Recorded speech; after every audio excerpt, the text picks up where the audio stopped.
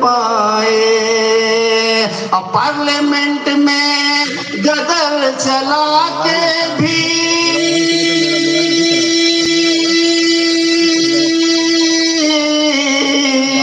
Parliament میں گدر چلا کے بھی پیچھے وہ خان کو نہ کر پائے.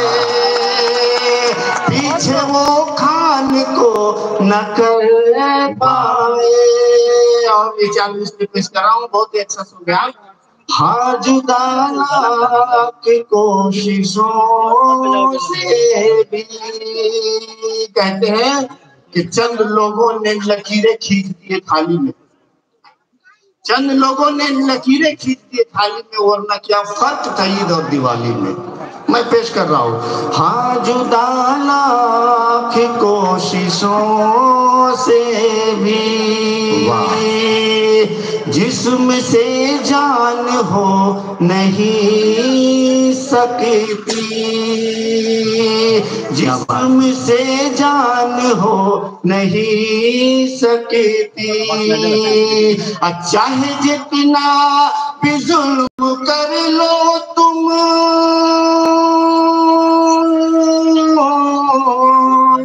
چاہے جتنا بھی ظلم کر لو تم، بند آذان ہو نہیں سکتی.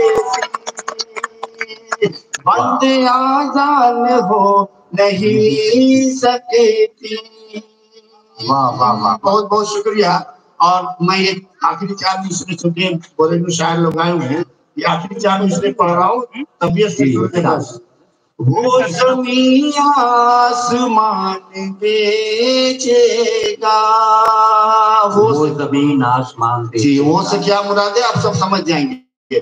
وہ زمین آسمان بیچے گا، پھول اور گل ستان بیچے گا. پھول اور گل ستان بیچے گا. ایسا حاکم چنا ہے ہم نے جو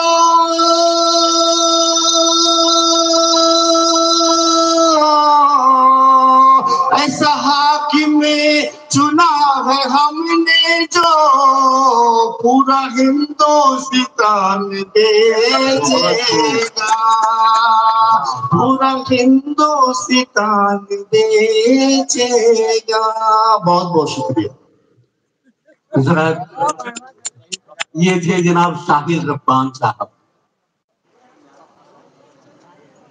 اشاروں میں بہت دور کی بات کہہ رہے تھے. میں جانتا ہوں کہ آج اس مشاعرے میں دل کی بھی باتیں ہوں گی اور دلی کی بھی باتیں ہوں گی. دونوں باتیں ایک ساتھ چلیں گی. آج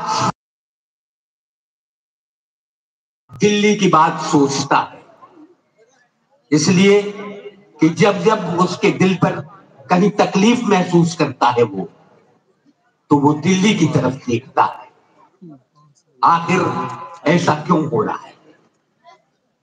دوستو، ہم بنگال میں بیٹھے ہوئے اور بنگال کے لوگ شروع سے انقلابی رہے ہیں. تاریخ شاہد ہے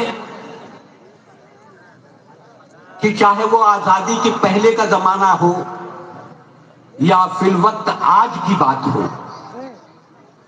میں تو بہار میں رہتا ہوں، لیکن روز روز بنگال کا قصہ میں سنتا ہوں اور تب یہ محسوس ہوتا ہے کہ بنگال کے لوگ آج بھی اتنے ہی انقلابی تھے. دوستو، لیکن مشاعرے میں ابھی ایک شاعر کو میں پڑھنے کے لیے بلا کے شعر پڑھ رہے تھے، لیکن ابھی آپ لگ رہا ہے کہ خاموشی سے انہیں سن رہے تھے.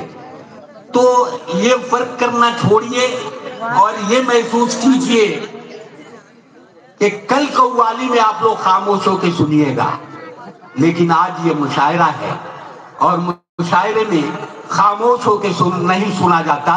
اس لیے اچھا شعر ہے تو واہ واہ کر کے شاعر کو بتا تو دیجئے کہ ہم